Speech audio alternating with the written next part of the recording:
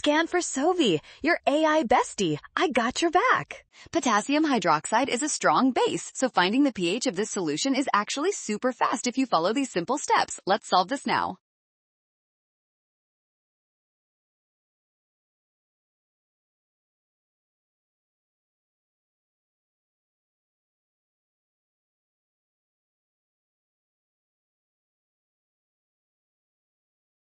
Next, we calculate the pOH by taking the negative log of that hydroxide concentration. Since 0.009 is close to 0.01, the pOH is roughly 2.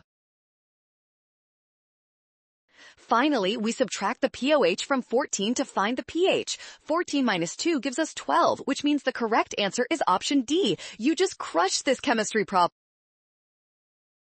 Well done! Scan the code, you can learn better with Sovi. Watch signs and avoid rush. Always trust given values and check steps for the win.